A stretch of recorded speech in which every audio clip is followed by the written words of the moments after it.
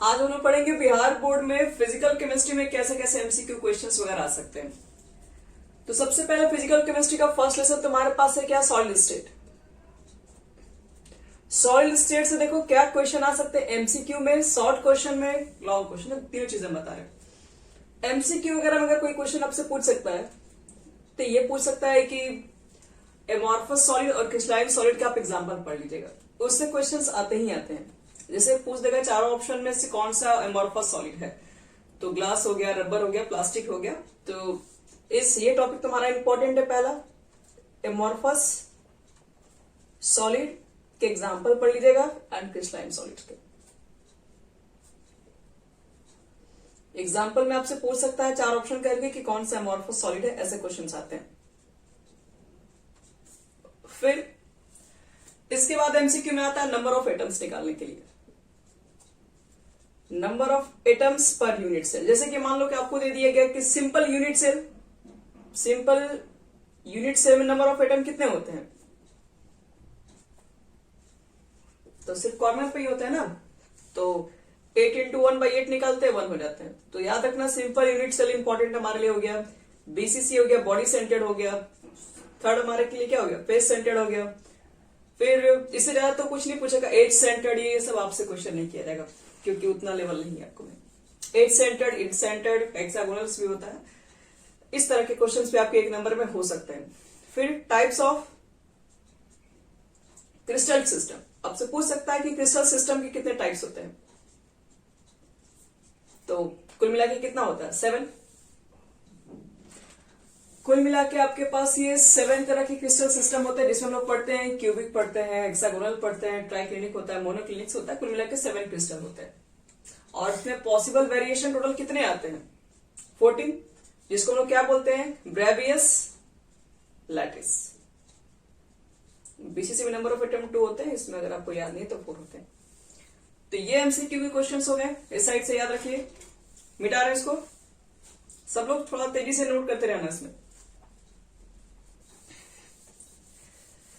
देखो solid state में इसके बाद तुम्हारा कोऑर्डिनेशन नंबर से छोटा मोटा क्वेश्चन किया जाएगा, बहुत ज्यादा इससे कोई हार्ड क्वेश्चन आपसे नहीं पूछा जाता है। कोऑर्डिनेशन नंबर से, कोऑर्डिनेशन नंबर जैसे कि सिंपल मान लो कि अगर 1 डायमेंशन है, 2 डायमेंशन है, हेक्सागोनल अगर आपके पास है तो पूछेगा उसकी कोऑर्डिनेशन नंबर क्या होगी, तो नाम से क्लियर है, 6 हो जाएगा।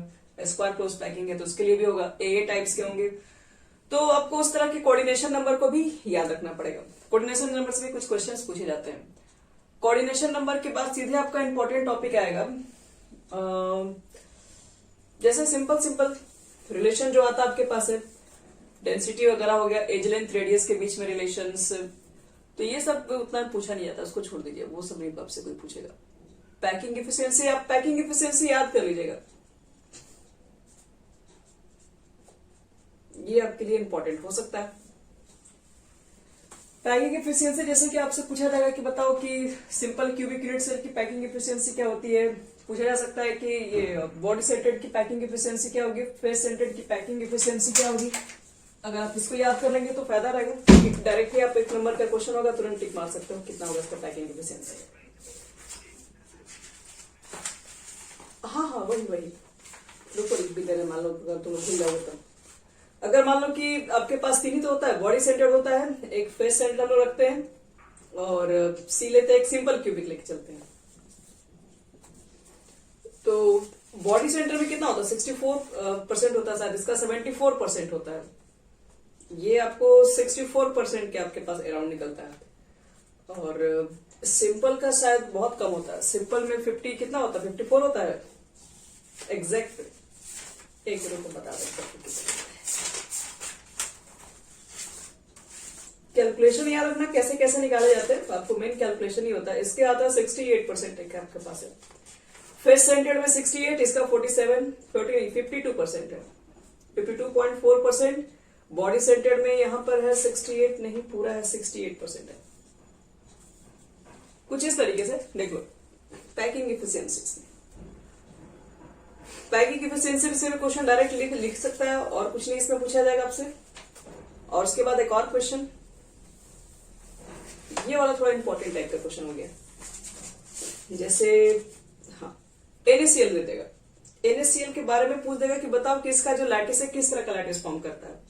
तो एफसीसी लैटिस होता है, याद रखना। NaCl के अंदर कोऑर्डिनेशन नंबर बताना है कितना होता है पर यूनिट से। तो NaCl जो आपके पास कोऑर्डिनेशन नंबर आता है, तो Na प्लस को 6Cl माइनस राउंड करता है, तो Na प्लस और Cl माइनस दोनों का कोऑर्डिनेशन नंबर 6 होता है, ध्यान रखना इसमें। और NaCl पर यूनिट सेल कितना होता है, तो 4 होता है। NaCl के बारे में क्वेश्चन किया जा सकता है तुम लोग से, थोड़ा इंपॉर्टेंट है। फिर CaCl के बारे में भी, ये भी हमारा थोड़ा इंपॉर्टेंट होता है। CaCl के अंदर पैकिंग किस तरीके से होती है, तो BCC पैकिंग होती है, याद रखना इसमें। इसकी पैकिंग आपके पास BCC होती है, और इसमें कोऑर्डिनेशन नंबर कितना आता है, इसका कोऑर्डिनेशन नंबर 8:8 होता है। और पर यूनिट सेल चेक करोगे कि एक यूनिट सेल के अंदर कुल कितने नंबर ऑफ एटम्स निकल के आते हैं, तो टोटल जो निकल के आएंगे वो 1 एटम होते हैं। जिस तरह से एक यूनिट सेल में NaCl के टोटल आपके पास 4 एटम्स होंगे, यहाँ पर टोटल मिला के 1 होगा। और इसके बाद Na2 वाला भी देख लेना, वो भी एग्जाम में पूछा हुआ है। सोडियम ऑक्साइड आपसे, सोडियम ऑक्साइड जो होता है वो याद रखना एफसीसी लैटिस बनाता है, और इसमें जो कोऑर्डिनेशन नंबर आते हैं सोडियम के वो 4 आते हैं, ऑक्सीजन के कोऑर्डिनेशन नंबर वो आपका 8 है। तभी तो सोडियम का 2 पार्ट लेंगे, ऑक्सीजन के 1 पार्ट के इक्वल हो जाएगा। तो ये आपके पास Na का पूछा है कोऑर्डिनेशन नंबर 4 बोल देना, ऑक्सीजन का कोऑर्डिनेशन नंबर यहाँ पर जो आता है वो कितना होता है, 8 हो जाता है। बस पर यूनिट सेल चेक करोगे कि Na2 पर यूनिट सेल कितना है, तो वो 4 एटम आ जाएंगे। तो और इसमें कुछ क्वेश्चन नहीं है, ब्रैग इक्वेशन वगैरह भी आता है, n lambda is equal to 2d sin theta, इसको भी याद रख सकते हो, ये ब्रैग इक्वेशन से कहा जाता है। ये 1 नंबर का क्वेश्चन हो सकता है 4 ऑप्शन में, और कुछ नहीं इसमें। बाकी जो चीजें होंगी तुम्हारे पास, एक और है, शॉर्ट की डिफेक्ट एक इंपॉर्टेंट टॉपिक होता है, और फ्रैंकल डिफेक्ट। ज्यादातर देखोगे क्वेश्चन जब शॉर्ट क्वेश्चन ही पूछा जाएगा कि शॉर्ट की डिफेक्ट और फ्रैंकल डिफेक्ट में क्या अंतर है। शॉर्ट की डिफेक्ट याद रखना, और फ्रैंकल डिफेक्ट में ये आपसे क्वेश्चन पूछा जा सकता है। डिफरेंस ये शॉर्ट क्वेश्चन में आएगा, शॉर्ट की डिफेक्ट फ्रैंकल डिफेक्ट में कम से कम 2 मिनिमम आपको डिफरेंस याद होनी चाहिए। ये भी पूछ सकता है कि दोनों में डेंसिटी वगैरह से भी क्वेश्चन किया जाता है, किसमें डेंसिटी चेंज होती है, किसमें डेंसिटी कांस्टेंट रहती है, किसमें डेंसिटी डिक्रीज हो जाती है। तो इसमें शॉर्ट की में नंबर ऑफ एटम गायब हो जाते हैं, तो इसमें डेंसिटी डिक्रीज हो जाती है। इसमें डेंसिटी का कोई इफेक्ट नहीं पड़ता है, क्योंकि क्या होता है एटम्स अपने इंटरस्टिशियल साइड से, मतलब लैटिस से इंटरस्टिशियल में चले जाते हैं, तो यहाँ डेंसिटी सेम रहती है, यहाँ पे डेंसिटी डिक्रीज होती है। ये भी क्वेश्चन पूछा जाता है इसमें 1 नंबर में।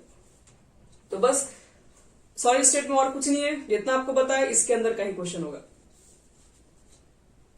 देखिए सब लोग इसके अंदर क्या क्या क्वेश्चन है। चलो अब इसके बाद हम आगे बढ़ रहे हैं सीधे। इसके बाद दूसरा लेसन हमारा होता है, हाँ शॉर्ट के में अपने लैटिस साइड से वो वैकेंट कर देगा, गायब हो जाएगा पूरा। नेक्स्ट देखो हमारे पास जो टॉपिक है दूसरा, सॉल्यूशन। सॉल्यूशन से देखो क्या क्या एमसीक्यू के क्वेश्चंस आ सकते हैं, और उसके बाद इससे शॉर्ट या लॉन्ग क्वेश्चन आएंगे कितने। देखो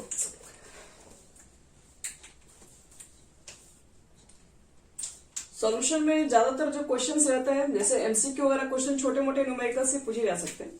जैसे मोलारिटी टॉपिक हो गया तुम्हारे पास, या मोलालिटी हो गया, ठीक है। इस टॉपिक में ना न्यूमेरिकल्स वगैरह किए जा सकते हैं। तो उतने न्यूमेरिकल्स हम लोग बना चुके हैं, उसमें कोई बहुत ज्यादा हार्ड क्वेश्चंस वगैरह भी नहीं आएगा।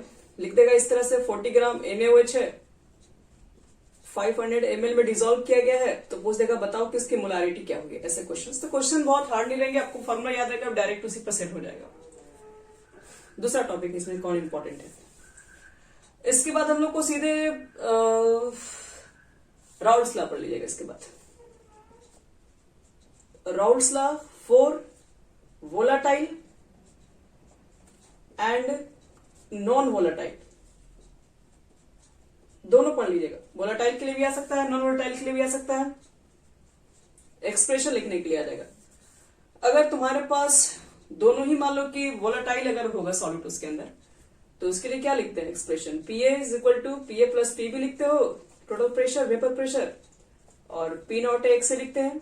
इस बात को हम लोग प्रूफ करेंगे। ये हो सकता है 1 नंबर का एमसीक्यू भी क्वेश्चन हो सकता है कि राउट्स लॉ किसे कहते हैं, तो क्या बोलते हैं हम लोग राउट्स, सॉरी जो आइडियल गैस हम लोग पढ़ते हैं ना, आइडियल्स, जैसे कि 2 तरह के हम लोग सोल्यूशन यहाँ पे पढ़ते हैं, ideal solution, non ideal solution. तो जो राउट्स लॉ को ऑब्वे करता है उसको आइडियल सोल्यूशन बोलते हैं। ये एमसीक्यू टाइप के भी क्वेश्चन आ सकते हैं।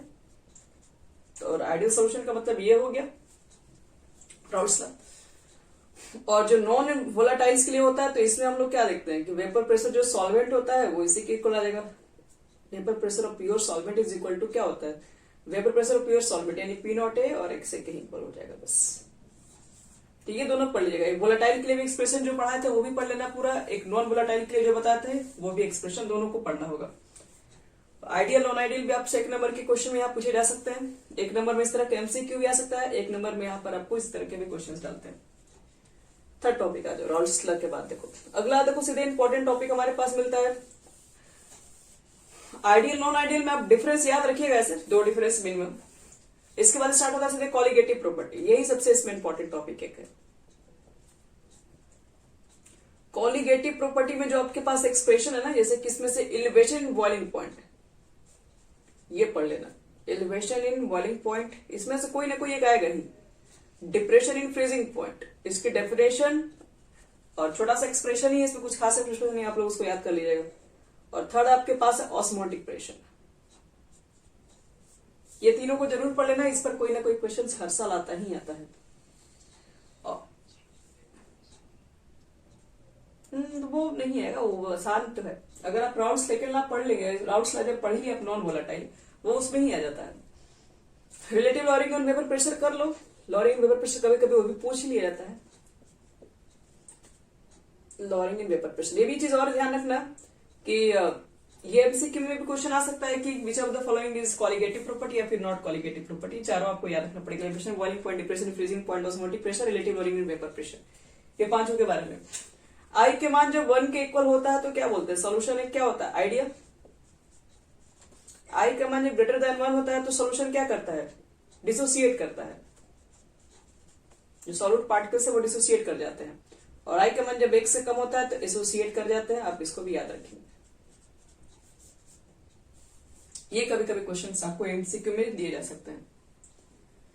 और एक आइसोटोनिक सॉल्यूशन जरूर से देख लेना, पूछ देगा कि आइसोटोनिक सॉल्यूशन किसे कहते हैं, जिसमें सेम ऑस्मोटिक प्रेशर होगा वो आइसोटोनिक सॉल्यूशन बन जाएगा।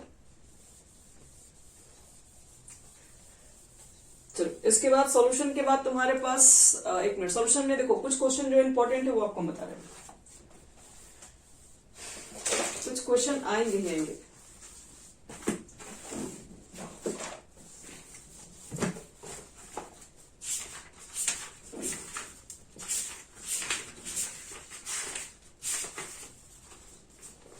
जैसे टेम्परेचर एक बार हम बताए भी थे, टेम्परेचर पर कौन इफेक्ट नहीं करता है। ऑप्शन रहेगा आपके पास, मोलारिटी रहेगा, मोलालिटी रहेगा, नॉर्मिटी, इस तरह के क्वेश्चंस रहेंगे। तो टेम्परेचर के बढ़ाने से कौन सा टेम्परेचर पर इंडिपेंडेंट होता है, ये कौन सा कॉन्सेंट्रेशन है जो कि टेम्परेचर बढ़ाने से कोई इफेक्ट नहीं डालता है। तो याद रखिएगा मोलालिटी बताए थे, जिस फॉर्मूला के नीचे भी नहीं आएगा वो फॉर्मूला में आप टेम्परेचर अगर बढ़ाएंगे भी या कम करेंगे कोई फर्क नहीं पड़ेगा उसमें। तो मोलालिटी के फॉर्मूला में हम लोग क्या देखते हैं, मोल्स लिखते हैं और नीचे क्या लिखते हैं, मास ऑफ सॉल्वेंट। वॉल्यूम का कोई नामो निशान नहीं इसमें है, तो इसलिए वॉल्यूम पे कोई, क्योंकि जो भी टेम्परेचर घटाते बढ़ाते हैं वॉल्यूम में चेंजिंग आता है। वॉल्यूम में चेंज आता है तो जिस फॉर्मूला में वॉल्यूम ही नहीं है वो तो फॉर्मूला में चेंजिंग नहीं आएगा। इसलिए टेम्परेचर को इंक्रीज करने से या डिक्रीज करने से पूछेगा कौन सा इंडिपेंडेंट ऑफ टेम्परेचर है या फिर किस पे इफेक्ट नहीं पड़ेगा, तो वो आपका मोलालिटी हो गया, मोल फ्रैक्शन हो गया, जिसपे टेम्परेचर का कोई इफेक्ट नहीं आता है। फिर हमारे पास वेट बाय वेट परसेंटेज वाला हो जाएगा, जिस फॉर्मूला में वॉल्यूम नहीं आता हो वो टेम्परेचर पे कोई इसका इफेक्ट नहीं होता, ये याद रखना। और इसमें एक और एमसीक्यू क्वेश्चन वो भी फेमस है। इसके बाद वाला जो आपके पास एमसीक्यू होगा वो देखो कुछ इस तरीके से मिलेगा। एक मिनट, जो क्वेश्चन मिल जाएगा तब तो। हाँ, जैसे ये पूछ देगा यहाँ पे आपके पास कि किसका बॉइलिंग पॉइंट सबसे हाईएस्ट है। इस टाइप के क्वेश्चन बहुत बार पूछे जाते हैं। Na2SO4, KCl, ग्लूकोज, यूरिया, पूछ देगा कि इसमें सबसे हाईएस्ट बॉइलिंग पॉइंट किसका है। और आपके पास कॉन्सेंट्रेशन सबका है 0.1 मोलर, 0.1 मोलर, 0.1 मोलर, 0.1 मोलर, सब 0.1 है। बॉइलिंग पॉइंट किसका हाईएस्ट है ये पता करना, ठीक है। बॉइलिंग पॉइंट का जो आपके पास डेल्टा टीवी हम लोग पढ़े हैं, डायरेक्टली प्रोपोर्शन क्या होता है, मोलालिटी क्या होता है, ये मोलालिटी ही मान लीजिए दिया हुआ है। तो मोलालिटी जो मोलालिटी भी एक तरह का कॉन्सेंट्रेशन ही है, तो कुछ भी लिखा रहेगा मोलालिटी आपको इसी तरह से ट्रीट करना जैसे हम बता रहे हैं। क्या लिखते हो, केबी इंटू एम लिखते हो। सबका बच्चे कॉन्सेंट्रेशन सेम है, केबी कांस्टेंट है सबके लिए। केबी का वैल्यू हम लोग मान के चले, यहाँ वाटर है तो केबी का वैल्यू कांस्टेंट होगा। Delta TB is equal to क्या लिखते हैं, तो एलिवेशन इन बॉइलिंग पॉइंट है। एलिवेशन इन बॉइलिंग पॉइंट का मतलब क्या, boiling point of solution minus boiling point of क्या, प्योर सॉल्वेंट, इसी को डिफरेंस को कहते हैं। तो ये हमको चेक करना है इसमें हाईएस्ट बॉइलिंग पॉइंट। अगर एलिवेशन इन बॉइलिंग पॉइंट बोलता है तो डायरेक्टली कॉन्सेंट्रेशन के प्रोपोर्शनल होता है, तो कॉन्सेंट्रेशन तो सबका सेम है फिर। तो हम लोग एक फॉर्मूला और पढ़ते हैं, आई के बी, आई पर भी डिपेंड करता है। तो डेल्टा टीबी का तुमसे मान पूछ रहा है किसका ज्यादा होगा इसमें से, तो आई का वैल्यू चेक करना है किसमें ज्यादा है। आई का वैल्यू का क्या मतलब है, आई का मतलब है कि इसमें कितने आयन्स बनेंगे। सल्फेट के आयन्स है एक, 2 सोडियम के आयन, इसमें 3 आयन होंगे। इसमें कितने आयन्स है, एक इसके और एक इसके, 2 आयन्स इसमें। ये सब तो एसोसिएट नहीं करता, डिसोसिएट नहीं करता है कंपाउंड्स। इस दोनों में आई का वैल्यू हम लोग 1 पुट कर देंगे, जो डिसोसिएट नहीं करते हैं उसके लिए। तो देखो तो ध्यान से हमें चेक करना है कि बॉइलिंग पॉइंट किसका सबसे ज्यादा होगा। तो बॉइलिंग पॉइंट ये होता है यहाँ पर, ये बॉइलिंग पॉइंट ये है।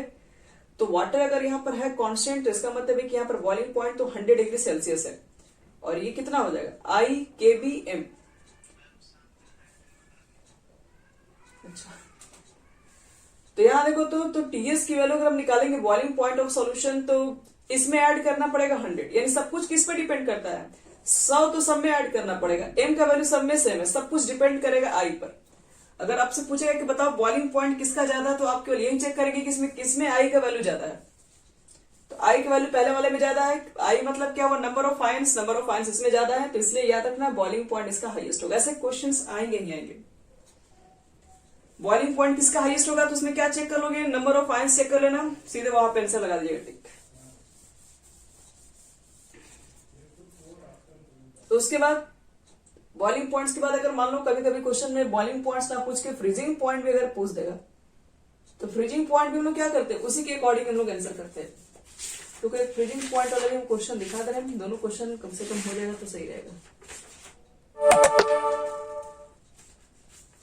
1 मिनट।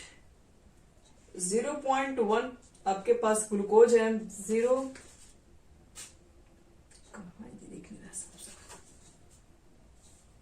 हाँ 0.1 शायद, हाँ 0.1 है। फिर 0.1 आपके पास पोटेशियम क्लोराइड है, फिर KCl है, यहां पर तुम्हारे पास है ग्लूकोज। और 0.1 हमारे पास क्या है, एल्युमिनियम नाइट्रेट है, AlNO3 का होल ट्वाइस हो जाएगा। सबका कॉन्सेंट्रेशन सेम दिया हुआ रहेगा। पूछेगा कि बताओ किसका ज्यादा बॉइलिंग पॉइंट हाईएस्ट है, तो तुम आयन चेक कर लोगे, ग्लूकोज में 1 हो जाएगा, KCl में 2 हो जाएगा, एल्युमिनियम में देखो 2 इसका हो गया, 1 इसका हो गया, एल्युमिनियम में 3, सबसे ज्यादा आयन इसमें आएगा, आंसर इसमें टिक कर देना। अगर इसी क्वेश्चन में वो अपोजिट पूछ दे कि बॉइलिंग पॉइंट्स नहीं, फ्रीजिंग पॉइंट अगर पूछ दे, फ्रीजिंग पॉइंट किसका ज्यादा होगा, तो थोड़ा ध्यान समझना। डेल्टा TF निकालते वो भी आई, KF और M के इक्वल होता है। तो कॉन्सेंट्रेशन तो फिर से सेम रहेगा उसके लिए, KF की वैल्यू सबका सेम आएगा, आई की वैल्यू सबके लिए अलग अलग होगा।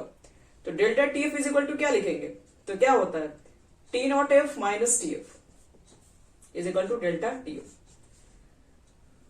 तो एक चीज देखो ध्यान से यहाँ पे, डेल्टा T जो नॉट होता है फ्रीजिंग पॉइंट ऑफ प्योर, आपको जनरली वाटर ही दिया रहेगा, तो 0 डिग्री सेल्सियस से मान के चलते हैं। तो ये तुम्हारा माइनस है, तो इसको इधर लेके जाना पड़ेगा, और इसको इधर लेके आओगे, तो ये 0 हटाओगे तो ये क्या होगा, minus i KF M is equal to TF, यानी निगेटिव हो गया। निगेटिव अगर हो गया तो आई की वैल्यू जितना ज्यादा होगा उसका TF की वैल्यू और कम होती है। तो हमेशा एक बात याद रखना तुम लोग, जब भी बॉइलिंग पॉइंट पूछा जाए सीरियस और फ्रीजिंग पॉइंट पूछा जाए तो बॉइलिंग पॉइंट में आई चेक करना कितना ज्यादा है उसके अकॉर्डिंग आंसर होगा। और फ्रीजिंग पॉइंट में क्या चेक करोगे, फ्रीजिंग पॉइंट में ये चेक किया जाता है कि आई का वैल्यू जितना कम होगा उसका फ्रीजिंग पॉइंट उतना हाईएस्ट होगा। तो फ्रीजिंग पॉइंट के लिए दोनों कंडीशन नहीं मिलेगा, ये तीन ही आपके पास रहेगा। तो इसमें आई की वैल्यू सबसे कम ग्लूकोज में है तो यहाँ पर फ्रीजिंग पॉइंट सबसे हाईएस्ट इसमें होगा, फिर इसमें होगा, सबसे कम इसमें होगा। बॉइलिंग पॉइंट में आई चेक कर ले किसका ज्यादा है बस। ये सब क्वेश्चन सॉल्यूशंस में आएंगे। क्वेश्चन लिखने वाले टाइप्स भी बता दिए आपको, इसी तरह के क्वेश्चन आएंगे। वो आइसोटोनिक सॉल्यूशन पढ़ लेना, ऑस्मोटिक प्रेशर, कॉलिगेटिव प्रॉपर्टी वाला सब पढ़ लेना है, राउट्स लॉ वाला भी पढ़ लेना आपको है, और राउट्स लॉ के बाद मोलारिटी वाला भी आप देख लेना एक बार अच्छे से। आइडियल्स और नॉन आइडियल्स सिंपल क्वेश्चन होंगे, बहुत हार्ड क्वेश्चन नहीं आएगा।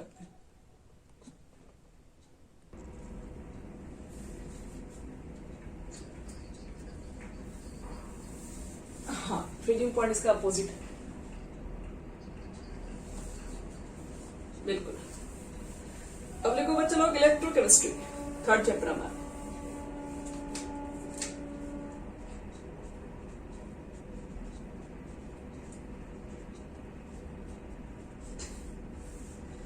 देखिए इलेक्ट्रोकेमिस्ट्री से आपके एग्जाम में आने वाले जो क्वेश्चंस है वो बता रहे हैं। पहले तो पूछ देगा E naught cell is equal to क्या होता है फॉर्मूला, जिसमें आपको बताना पड़ेगा E cathode minus C naught. एक तो आपको इस टाइप का MCQ पूछा जाएगा। फिर से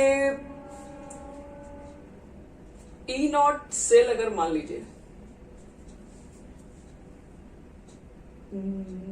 E नॉट सेल अगर मान लो पॉजिटिव आ जाएगा तो रिएक्शन जो होता है वो स्पॉन्टेनियस होता है, ये भी याद रखना है। वो रिएक्शन अपने आप से हो रहा होगा। थर्ड जो हमारे से पास पूछेगा वो ज्यादातर तो आपके पास फैराडे से ही क्वेश्चन रहता है। एक मिनट तो देखने दो, इलेक्ट्रोकेमिस्ट्री से और क्या क्या देख सकता है। एक मिनट लिस्ट नहीं देगा आपसे।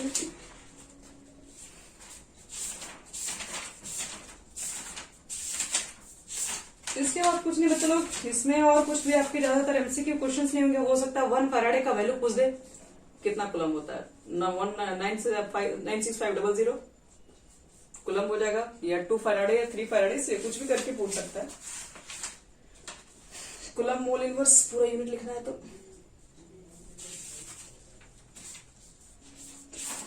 और इसमें आपसे पूछने लायक क्वेश्चंस क्या होंगे, यूनिट वगैरह भी देख लेना, ठीक है।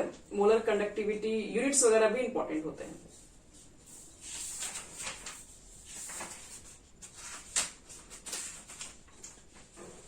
और कुछ नहीं मिलेगा। और हाँ, MCQ लास्ट में होगा आपके पास, पूछ देगा कि जैसे प्राइमरी सेल होता है, सेकेंडरी सेल होता है, तो सेकेंडरी सेल के एग्जांपल्स में आपसे पूछा जा सकता है। इसमें लेड स्टोरेज बैटरी वगैरह होता है, तो आप सेकेंडरी सेल का एग्जांपल देख लेना बस।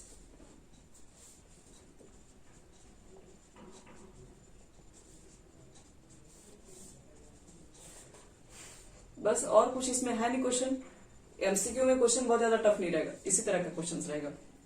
और रही बात इसके अंदर लिखने वाला शॉर्ट और लॉन्ग क्वेश्चन कैसे आ सकता है, तो शॉर्ट क्वेश्चन में आपको फैराडेज पढ़ के चल जाएगा, फर्स्ट लॉ भी पढ़ लीजिएगा, सेकंड लॉ भी जरूर पढ़ लीजिएगा। Faraday's first law, second law of electrolysis पढ़ लेना है। नेक्स्ट जो हमारे पास क्वेश्चन आएगा ये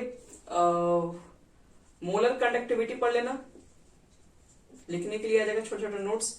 स्पेसिफिक कंडक्टिविटी, इक्विवेलेंट कंडक्टिविटी और कोराउल्स लॉ, कभी कभी क्वेश्चन कोराउल्स लॉ पे भी दिया हुआ है।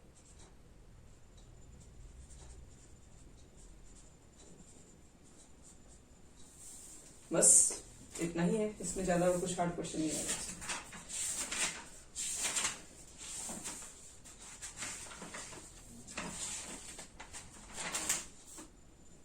आपको बस हम इंपॉर्टेंट चीजें बता रहे हैं, आप पहले से पढ़े हैं सब तो बढ़िया ही है, अगर अच्छे से नॉलेज आपके इसमें तो। बाकी चीजें बता रहे हैं कि ये सब चीजें छोड़ना मत, ये चीजें अगर आप नहीं मालूम है तो आप जरूर उसको देख लीजिएगा। इसके बाद देखिए इसमें और कुछ नहीं, और न्यूमेरिकल्स इसके आएंगे। न्यूमेरिकल्स भी बहुत कोई हार्ड नहीं होगा, छोटे छोटे न्यूमेरिकल्स होते हैं वही इसके अंदर आएंगे। छोटे मोटे न्यूमेरिकल्स कहने का क्या मतलब है, जैसे सॉल्यूशन में भी न्यूमेरिकल्स आएंगे। एक चीज और बताना भूल गए, सॉल्यूशन में भी आपके पास क्या बोलते हैं, ये कॉलिगेटिव प्रॉपर्टी से न्यूमेरिकल हो सकते हैं। कॉलिगेटिव प्रॉपर्टी से कौन से टॉपिक पे, तो ऑस्मोटिक प्रेशर से भी हो सकते हैं, जिसमें एक दो फेमस क्वेश्चन है आपका, वो जो आते ही रहता है हमेशा ऑस्मोटिक प्रेशर से। रुको बताएंगे कौन सा क्वेश्चन है वो भी। ऑस्मोटिक प्रेशर वाला क्वेश्चन पढ़ लेना, उसमें का जो ज्यादातर जो परसेंटेज करके दिया हुआ रहता है, आप देखिए क्वेश्चन बैंक वगैरह में मिल जाएगा। क्वेश्चन कहाँ गया? देखो हम 3 टाइप के क्वेश्चन दे रहे हैं, तुम लोग तीनों टाइप के क्वेश्चन पढ़ लेना न्यूमेरिकल्स। चलो एक क्वेश्चन लिख लो, सॉल्यूशन से ही दे रहे हैं, ठीक है? ये न्यूमेरिकल्स आपके एग्जाम के लिए इंपॉर्टेंट है। Calculate osmotic pressure at 273 Kelvin of a 5% solution of urea। एक क्वेश्चन तो ये कर लेना, लिख दे रहे हैं, इसमें आर की वैल्यू निकालोगे 18.68 आ जाएगा। सेकेंड क्वेश्चन, सेकेंड क्वेश्चन तुम्हारे पास होगा इस टाइप का, 18 ग्राम। देखिए अब यही होगा, ये थोड़ा कहना मुश्किल है, लेकिन ये तीनों बनाने के बाद आपको आइडिया हो जाएगा कि क्वेश्चन इसी हिसाब से आएगा। 18 ग्राम ऑफ ग्लूकोज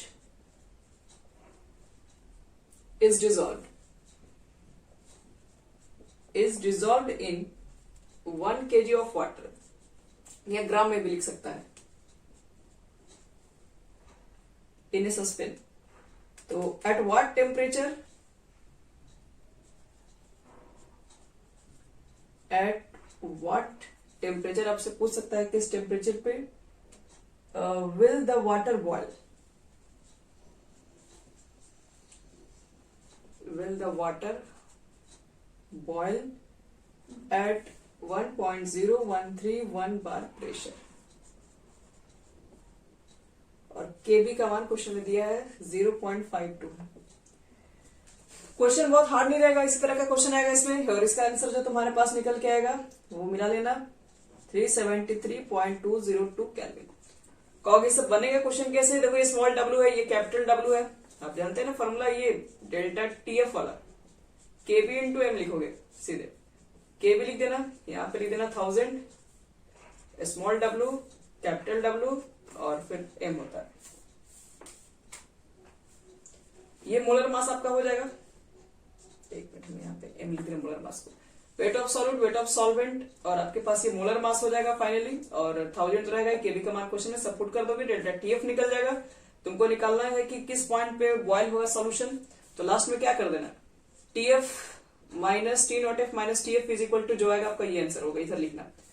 तो बॉइलिंग पॉइंट जो फ्रीजिंग पॉइंट ऑफ प्योर जो वाटर होता है वो तो हमें पता ही है कितना होता है, तो ये फिर यहाँ पर प्योर वाला पुट करके टीएफ का मान निकाल देना, बस यही होगा आंसर, और कुछ इसमें खास नहीं है। तो ये दोनों टाइप के क्वेश्चन को देख लेना, इसमें बॉइलिंग पॉइंट वाला भी क्वेश्चन हो सकता है, फ्रीजिंग पॉइंट वाला, दोनों इसी हिसाब से क्वेश्चन दिया जाएगा। ये बॉइलिंग पॉइंट वाला शायद है क्वेश्चन।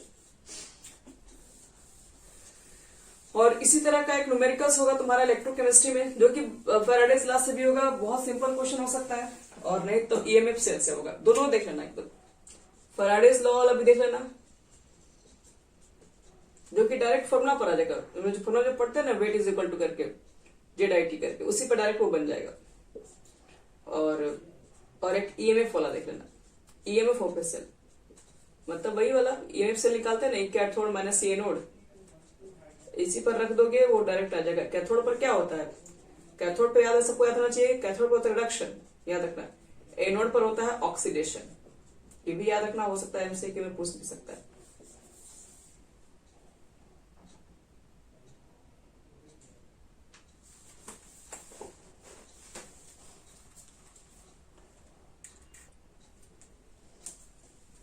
तो ये हो जाएगा कंप्लीट आपका फैराडेज लॉ के बाद हमारा ये टॉपिक भी हो जाएगा खत्म। इसके बाद आपको इसका चैप्टर, हाँ, केमिकल काइनेटिक्स।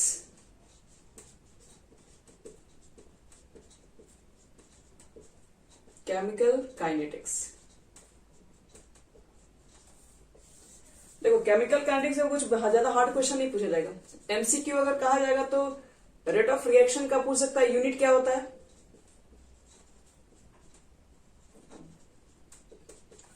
कुछ एग्जाम्पल लिख के दिए रहेंगे, जैसे कि 2NH3 वगैरह लिख के दिया रहेगा और पूछ देगा किस टाइप का रिएक्शन, ये जीरो ऑर्डर ऑफ रिएक्शन होगा। इस तरह से H2 प्लस Cl2 भी लिख के आ सकता है 2HCl, ये भी जीरो ऑर्डर ऑफ रिएक्शन का। ये क्वेश्चन ज्यादातर फेमस है, इसका बहुत बार पूछा हुआ है। और उसके बाद तुमको पूछ सकता है कि half life period for first order of reaction कितना होता है। Half life period for first order of reaction तो कितना होता है 0.693 बटे में क्या लिख देना, ये वाला हो जाएगा तुम्हारे पास। फिर आपके पास इसमें एमसीक्यू के क्वेश्चंस क्या रह सकते हैं, ये लिख के दिया रहेगा रेट इज इक्वल टू दिया रहेगा के ए के पावर 1 बी के पावर में 2 करके दिया रहेगा, पूछ देगा बताओ ऑर्डर ऑफ रिएक्शन क्या होगा, तो पावर को सम कर देना, ऑर्डर ऑफ रिएक्शन निकल जाएगा। ये भी पूछ सकता है कि रेट ऑफ रिएक्शन किस किस फैक्टर पर डिपेंड करता है, 4 ऑप्शन रहेगा, किस पे नहीं करता है तो आप देख लीजिएगा। डिपेंड किस पे करता है, टेम्परेचर पे, कैटलिस्ट पे, नेचर ऑफ रिएक्टेंट पे, सरफेस एरिया पे डिपेंड करता है, प्रेजेंस ऑफ लाइट पे डिपेंड करता है, तो उससे लोग चेक करके आंसर दे सकते हैं। तो ये सब आपके एमसीक्यू क्वेश्चंस होंगे। या फिर ये भी एक रिएक्शन लिख के दे सकता है और वही चीज है rate of reaction is equal to क्या होता है -d ऐसे करके लिखते हैं ना, तो उस टाइप के भी क्वेश्चन इसमें आ सकते हैं। अब देखो इसमें शॉर्ट क्वेश्चन इसमें क्या पूछ सकता है, शॉर्ट क्वेश्चन आपसे पूछा जा सकता है ये ऑर्डर ऑफ रिएक्शन और मॉलिक्यूलिटी ऑफ रिएक्शन में डिफरेंस बताओ। पहला क्वेश्चन आपसे ये पूछा जाएगा। ऑर्डर ऑफ रिएक्शन मॉलिक्यूलिटी के बाद आपसे अगर पूछा जाएगा स्यूडो ऑर्डर ऑफ रिएक्शन क्या होता है, इसमें एक एग्जांपल भी याद कर लेना, pseudo order of reaction 7 number pseudo के बाद। हाँ, ये भी आपको दिया जा सकता है कि prove that half life period for first order of reaction is independent of initial concentration, मतलब आपको ये प्रूफ करने के लिए दिया जा सकता है, वो वर्ड में लिख के देगा half life period for first order of reaction is independent of initial concentration. देखो ध्यान से, इसमें इनिशियल कॉन्सेंट्रेशन नहीं है कहीं भी।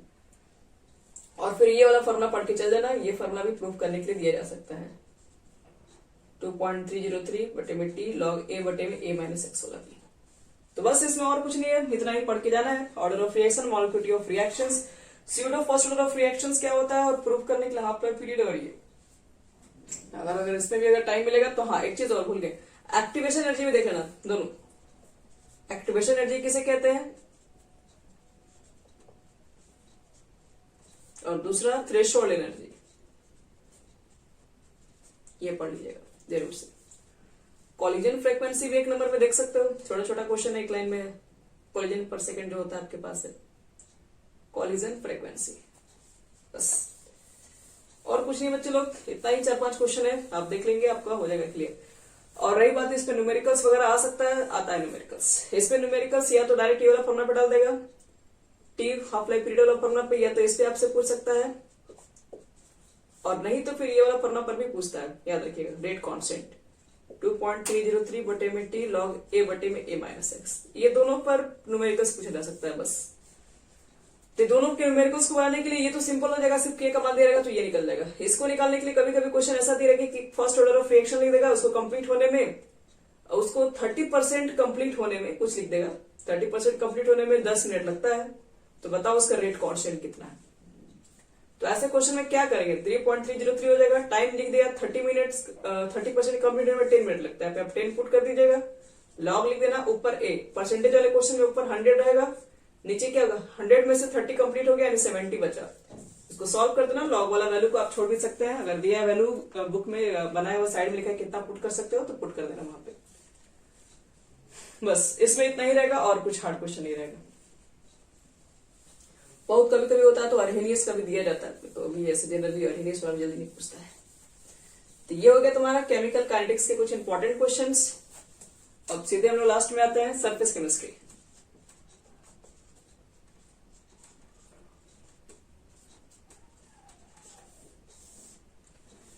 देखो सरफेस केमिस्ट्री में क्या क्या क्वेश्चन है। पहला तो आपको सीधे से याद रख लो, डिफरेंस पढ़ लेना, एडजॉर्प्शन और एब्जॉर्प्शन में क्या अंतर है।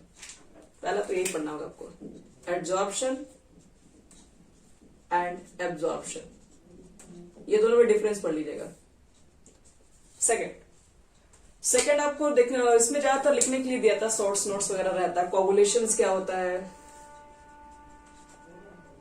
पेप्टाइजेशन क्या होता है, फिर से हमारे पास होता है ये गोल्ड नंबर क्या है, गोल्ड नंबर के बाद फिर आपसे पूछा जाएगा, डायलिसिस नहीं पूछा जाता है, इलेक्ट्रोफोरेसिस पूछ सकते हैं हम लोग। इलेक्ट्रोफोरेसिस एमल्शंस क्या होता है, एग्जाम्पल ही पूछ सकता है।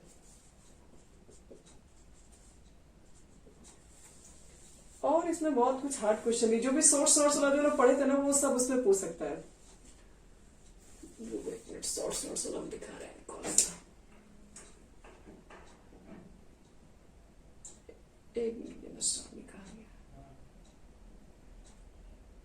इसको कल दिए थे PDF. Absorption, reason, types, physical absorption, chemical absorption भी पूछा जा सकता है, ध्यान रखिएगा इसमें। और इसके बाद प्रोमोटर्स, कोलोइडल सॉल्यूशन, ये नहीं पूछा जाएगा आपसे। एग्जांपल्स वगैरह ये सब जो देख रहे हो इसमें से कोई एग्जांपल भी पूछ सकता है एमसीक्यू वगैरह में बस। हाँ, लायोफिलिक कोलाइड, लायोफोबिक कोलाइड भी आप लोग पढ़ लीजिएगा, ये भी इंपॉर्टेंट है। लायोफिलिक कोलाइड और लायोफोबिक कोलाइड्स किसे कहते हैं।